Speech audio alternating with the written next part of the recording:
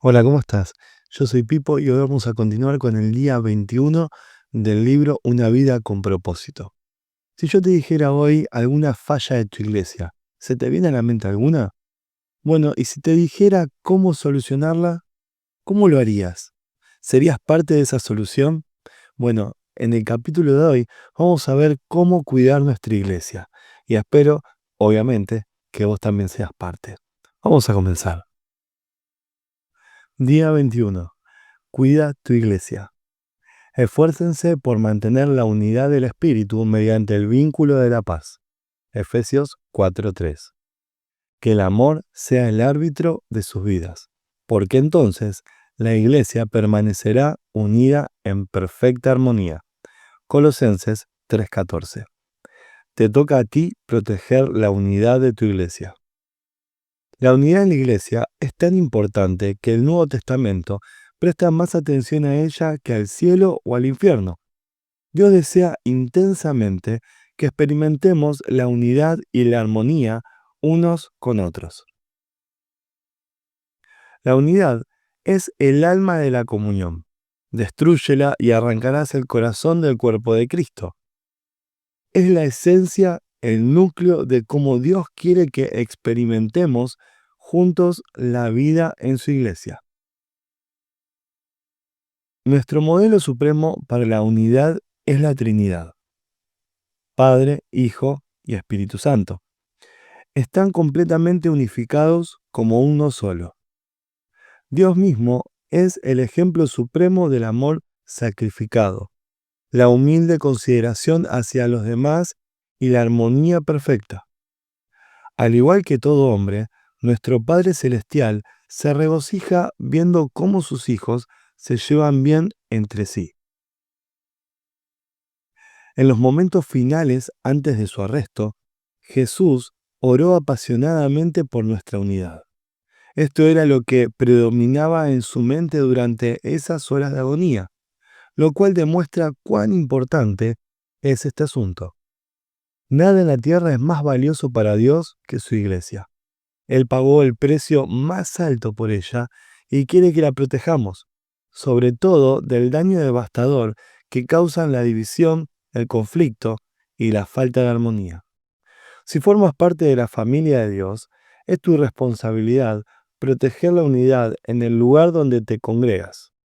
Jesucristo te encomendó a hacer todo lo que esté a tu alcance para conservar la unidad, proteger la comunión y promover la armonía en la familia de su iglesia y entre todos los creyentes. La Biblia indica: esfuércense por mantener la unidad del Espíritu en el vínculo de la paz. ¿Cómo podemos hacerlo? La palabra de Dios nos da consejos prácticos. Enfoquémonos en lo que tenemos en común, no en las diferencias. Pablo nos dice: esforcémonos por promover todo lo que conduzca a la paz y a la mutua edificación. Como creyentes, compartimos un Señor, un cuerpo, un propósito, un Padre, un Espíritu, una esperanza, una fe, un bautismo y un amor. Compartimos la misma salvación, la misma vida y el mismo futuro, factores mucho más relevantes que cualquier diferencia que podríamos enumerar.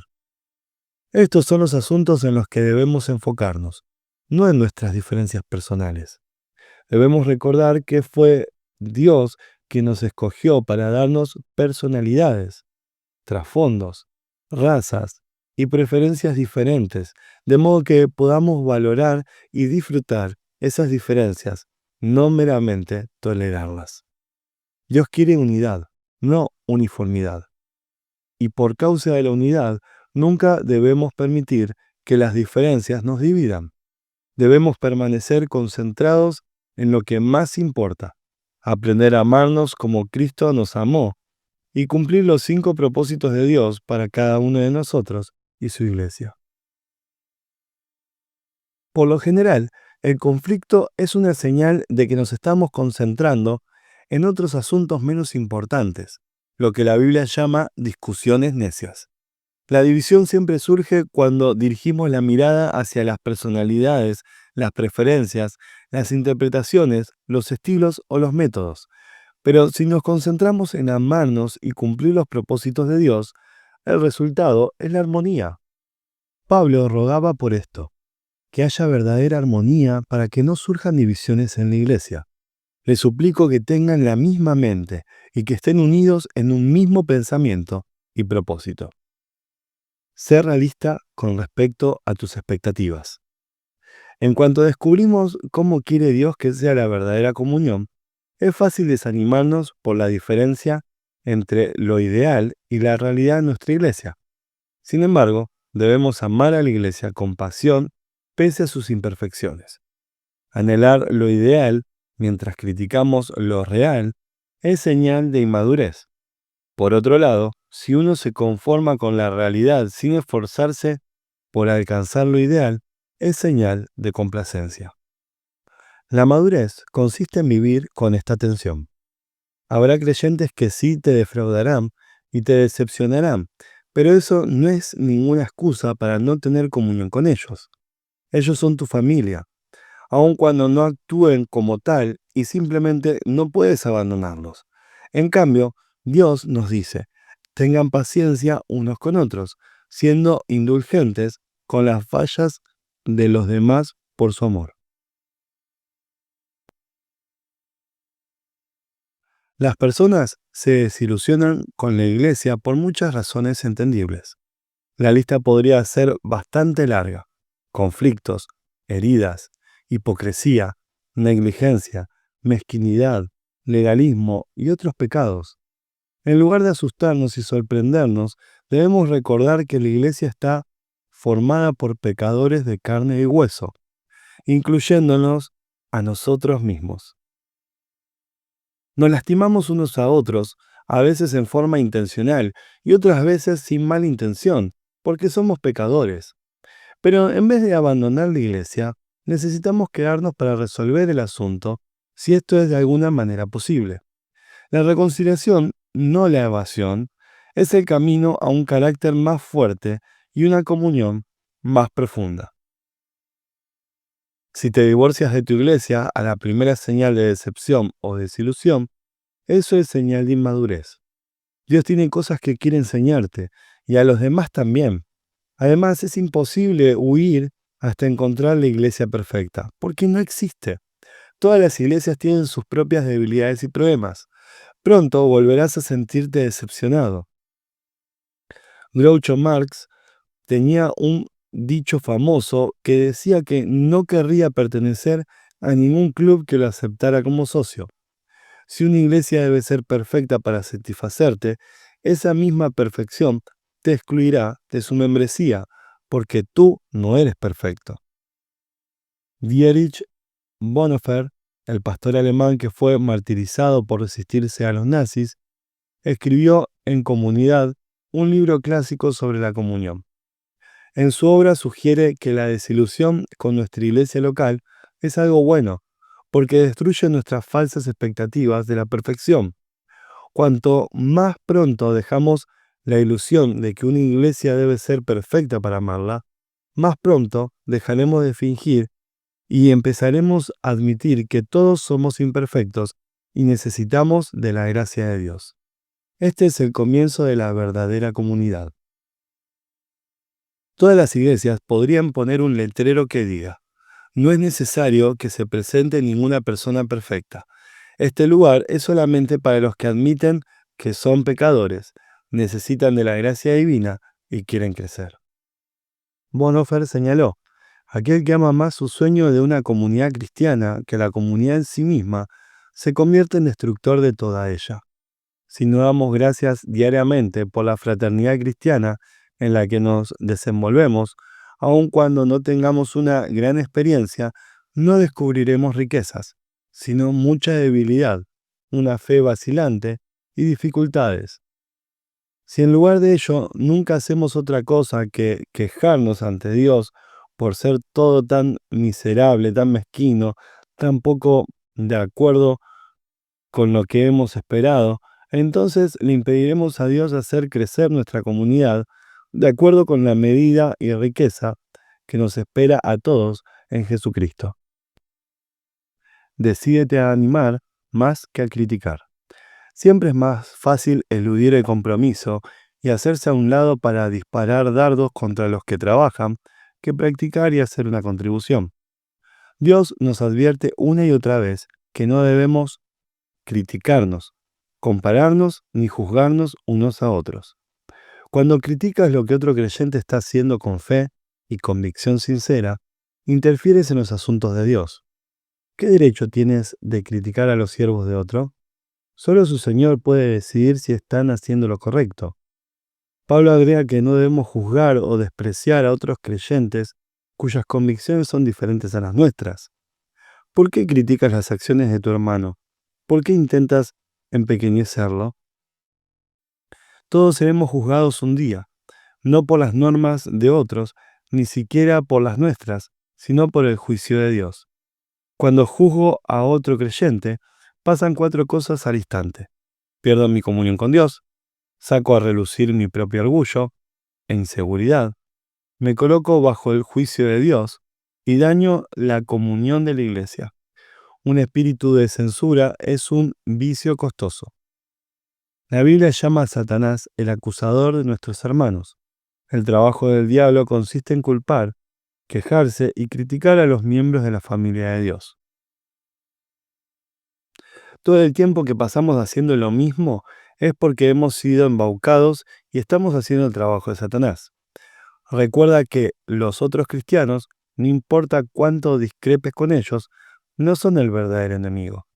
Todo el tiempo que pasamos comparando o criticando a los otros hermanos debería ser utilizado para construir la unidad de nuestra comunidad. La Escritura dice: pongámonos de acuerdo en usar toda nuestra energía para llevarnos bien entre nosotros. Ayuden a los demás con palabras alentadoras. No los derrumben con la crítica. Niégate a escuchar chismes. Chismear es divulgar una información cuando uno no es parte del problema ni de la solución. Tú sabes que chismear está mal, pero tampoco debes escuchar si quieres proteger tu iglesia. Escuchar los chismes es como aceptar algo robado, y te convierte también en culpable del delito.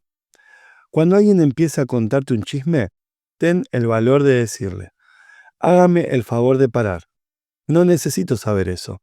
¿Ha hablado usted directamente con esa persona? Las personas que te cuentan chismes también rumorean acerca de ti. No se puede confiar en ellas. Si le prestas atención a los chismes, Dios te llamará alborotador. Los alborotadores escuchan a los alborotadores.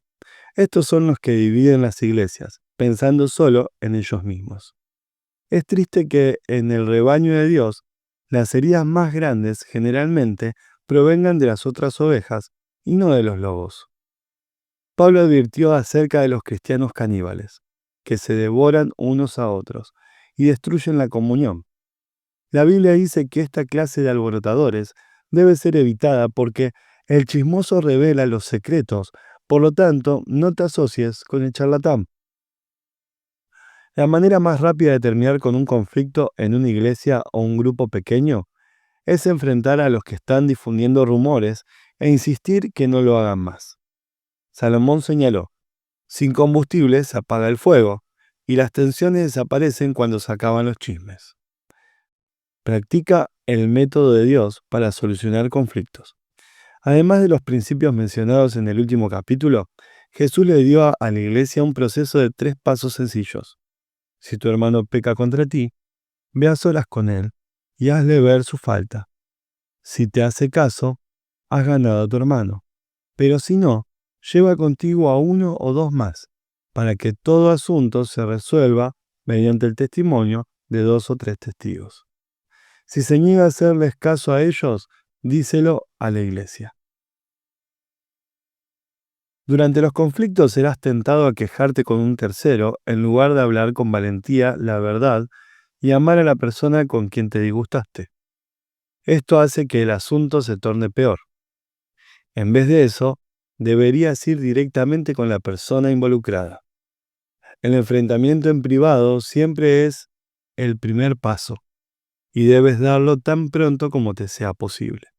Si entre los dos no son capaces de resolver las cosas, El paso siguiente es pedir la ayuda de uno o dos testigos para confirmar el problema e intentar restablecer la relación.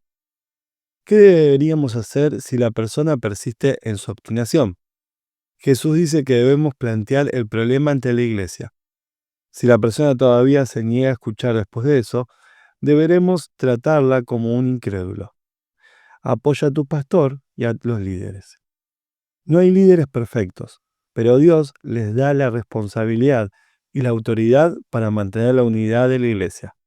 Sin embargo, cuando hay conflictos interpersonales que resolver, eso es un trabajo ingrato. A menudo los pastores tienen la desagradable tarea de actuar como mediadores entre miembros heridos, que tienen conflictos o son inmaduros. También tienen la tarea imposible de intentar que todos estén contentos, algo que ni siquiera Jesús pudo lograr. La Biblia es clara con respecto a la manera en que debemos relacionarnos con los que nos sirven. Respondan a sus líderes pastorales, escuchen su consejo. Ellos están alertas a las condiciones de sus vidas y obran bajo la supervisión estricta de Dios. Contribuyan al gozo de su liderazgo. Un día los pastores estarán delante de Dios y rendirán cuenta de cuán bien velaron por ti. Ellos cuidan de ustedes como quienes tienen que rendir cuentas, pero tú también eres responsable. Del mismo modo tendrás que rendirle cuentas a Dios por cuán bien los seguiste a ellos. La Biblia les da a los pastores instrucciones muy específicas con respecto a la manera en que deben tratar a las personas que causan divisiones en la comunidad. Ellos deben evitar las discusiones, enseñar con delicadeza a los que se oponen mientras oran para que cambien, advertir a los contenciosos, rogar porque haya armonía y unidad, reprender a los que son irrespetuosos con los líderes y destituir a los que causan divisiones en la iglesia si hacen caso omiso de 2 amonestaciones. Protegemos la comunión cuando honramos a los que nos sirven por medio del liderazgo. Los pastores y los ancianos necesitan nuestras oraciones, estímulo, aprecio y amor. Se nos ordena, honren a los líderes que trabajan tanto por ustedes, que han recibido la responsabilidad de exhortarlos y guiarlos en la obediencia. Cólmenlos de aprecio y amor. Te desafío a aceptar tu responsabilidad de proteger y promover la unidad en tu iglesia. Pon todo tu esfuerzo para lograrlo y así agradarás a Dios. No siempre será fácil. A veces tendrás que hacer lo que es mejor para el cuerpo, no para ti mismo, dando muestras de tu preferencia por otros. Por eso Dios nos ha puesto en la familia de una iglesia, para aprender a no ser egoístas. En la comunidad aprendemos a decir nosotros en lugar de yo, y nuestro en vez de mío. Dios dice, no piensen solo en su propio bien, piensen en los otros cristianos y en lo que es mejor para ellos. Dios bendice a las congregaciones que están unidas. En la iglesia Saddleback, todos los miembros firman un pacto que incluye la promesa de proteger la unidad de nuestra congregación. Como resultado, nunca hemos tenido un conflicto que divida la comunión. Tan importante como el anterior es el hecho de que, dado que es una comunidad fraternal y unida, muchas personas quieren ser parte de ella. En los últimos 7 años, la Iglesia ha bautizado a más de 9.100 creyentes nuevos. Cuando Dios tiene un puñado de creyentes, bebés que quiere dar a luz, busca la iglesia incubadora más cálida que pueda encontrar. ¿Qué estás haciendo particularmente para hacer que la familia de tu iglesia sea más cálida y fraternal? Hay muchas personas en tu comunidad en busca de amor y un hogar donde sean aceptadas. La verdad es que todos necesitamos y queremos que nos amen. Y cuando las personas hallan una congregación donde los miembros se aman y se preocupan auténticamente los unos por los otros, habría que cerrar las puertas con llave para que no entren más. Día 21. Pensando en mi propósito. Punto de reflexión. Es mi responsabilidad proteger la unidad de mi iglesia. Versículo para recordar. Esforcémonos por promover todo lo que conduzca a la paz y a la mutua edificación. Romanos 14:19. Pregunta para considerar. ¿Qué estoy haciendo particularmente para proteger la unidad de la familia de mi iglesia? Muy bien, hasta aquí el capítulo de hoy. Espero que lo hayas disfrutado y espero que puedas volver a repasarlo, porque qué tan importante es entender que no se trata de nosotros, sino de nuestros hermanos en la fe, de nuestra iglesia. Y poder ver no qué puede hacer la iglesia por nosotros, sino qué podemos hacer nosotros por la iglesia. Nos vemos mañana con un nuevo capítulo. Un abrazo.